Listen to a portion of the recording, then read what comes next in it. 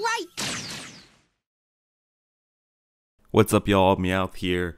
The patch notes for the big balance patch on the 25th have just gone live. So I wanted to do a really quick video, no editing, just kind of my first initial takes on all of the announced changes, and then a little bit of time at the end here to talk about probable impact on the metagame. Again, it's impossible to tell exactly how everything's going to play out, but just kind of my initial impressions on decks that are getting toned down and all that kind of stuff.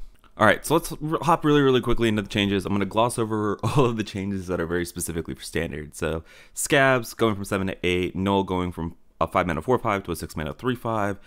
Cloak of Shadows, I guess I'll stop here for half a second because this does impact 2 wild decks. So it does affect Pillager Rogue, that combo deck. Basically had the same play pattern as Poison Rogue, right? Where you would play double evasion, you'd play double Cloak of Shadows, just so that your opponent couldn't kill you, and then you kill them on like turn 5, turn 6. So this going from 3 to 4 does affect that deck. There's only like 5 people playing the deck though, so not that big of an impact. I guess it also does affect the Kingsbane rogues that were running Cloak of Shadows. I know I was at least doing that. I will say the reason that the Kingsbanes were playing that were because of Ignite Mage and Odd Hunter. We'll talk about that in half a second, but those should no longer be a problem for you, so probably don't need this in Kingsbane anymore. Not that huge of an impact on the WoW format. Okay, first big WoW change, Raid the Docks.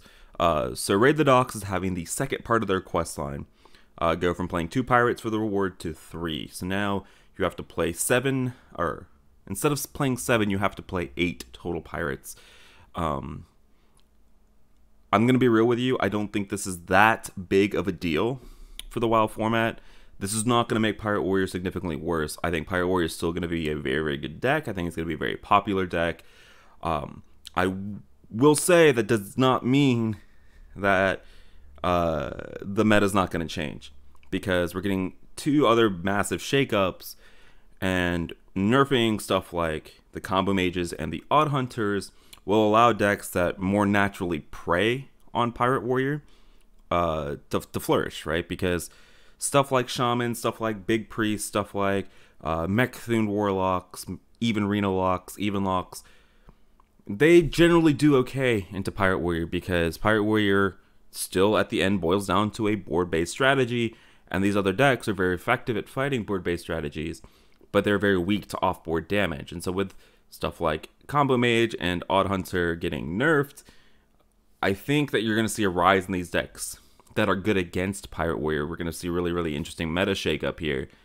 And so while the Pirate Warrior quest itself isn't getting nerfed too hard, like the power level of the deck might still decrease as a result of all these other decks going to be able to rise in power. So, you know, while I wish that we would have seen more here, I do think that there, you know, there's probably some time, right, where it'll be interesting to see how the meta shakes up and whether Pirate Warrior still remains this huge problem in our format. Okay, so Flow going from 3 to 4, we can just combine this with the Sorcerer's Apprentice nerf. Thank God it's finally gone. Sorcerer's Apprentice going from 2 mana to 4, so no longer gets pulled off a Drekthar as well. And then obviously Incantress Flow going from 3 to 4. So the combination of these 2 cards, specifically Sorcerer's Apprentice, we gotta talk about it, right? It kills APM Mage, sorry Corbin Otters. It kills the Ignite Spell Mage, so that's the deck that most of the cheaters were using on ladders. So that deck being nerfed hopefully addresses that issue. I say hopefully. And it does make the Minion Ignite version, it does make it worse. I do want to say that I think the Minion Ignite version of the deck is still a playable, valid deck and valid archetype in the format, because you still have Elemental Evocation to combo with Sanctum Chandler.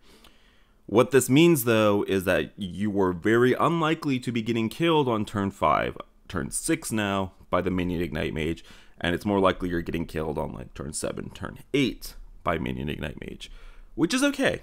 I think right now in our format, we've kind of evolved to the point where turn 8, turn 9 kills is kind of the norm, right? Like, if you're playing a slow, dirtily control deck, for the lack of a better term, and you don't have the appropriate disruption, I think it's very acceptable for you to die on turn 7, turn 8. This does open it up to be weaker to aggro. It does give you more time, and it's so much less obnoxious to play against. So big fan of the Sorcerer's Apprentice nerf. And the last huge change here for Wild, we have Rapid Fire going from a 1-mana twin spell deal 1 to a 2-mana twin spell deal 2. So essentially what this does is this kills Odd Hunter. Okay, this card has been completely obliterated. The deck for Odd Hunter has been completely obliterated. Odd Hunter was a deck that was already functioning and being very good with 25 out of 30 cards, and they have nerfed now the best card in that deck. So I think Odd Hunter technically survives. Okay, Odd Quest Hunter technically survives. It is not going to be tier 1 like it is right now. It's going to have so much less burst damage than it does right now. I think you can maybe re-entertain non-Odd Quest Hunter, but I think non-Odd Quest Hunter is still just going to be bad. Because like it's not like this card is insanely good anymore. It's 2-mana twin spell, right? You don't get to complete your one part of your quest line on turn 2 with this card anymore. It is relevant, and like they say here in the dev notes, both of these balance adjustments, both the Sorc Apprentice and the Rapid Fire, are aimed at decks with extremely efficient from hand damage. And I think this is actually a really good point and very accurate, right? By removing the power level of these off-board damage decks, you allow decks that can't interact with that, but can interact super effectively with board to come back into the metagame. So I'm talking about stuff like even Reno Lock, I'm talking about stuff like Big Priest, I'm talking about stuff like the slower Shaman decks. Those slower Shaman decks are going to get so much better with Odd Hunter and Ignite Mage off, off the radar. The existence of the Pirate Warrior quest, okay, inherently is going to make stuff like Reno Priest and Reno Mage worse. But if stuff like the Shaman decks are coming back into the metagame, Big Priest coming back into the metagame, this might also allow for stuff like, Reno Mage and Reno Priest and all these decks that people love. It gives them that window because back when we had this minion-based combat, that's where those decks were actually pretty damn good. And so now that this is kind of where the format is going back to, you're seeing all of this space in the format come back. And so who knows what's going to come back and be good. But, I mean, let's just talk about this kind of from the perspective of these 3 decks that are getting nerfed, right? Pirate Warrior getting very slight nerf, Combo Mage getting kind of gutted, and Odd Hunter getting kind of gutted. So those 2, APM Mage and Ignite Mage, there are a lot of decks that are very good right now in the format whose only bad matchups seem to be stuff like Ignite and Odd Hunter. So stuff like Free Shaman or Shutterwalk Shaman or Control Shaman, whatever you want to call it, Odd Hunter and Ignite Mage were 2 of the only really bad matchups for that deck. Mechathune Warlock hated queuing into Ignite Mage and Odd Hunter.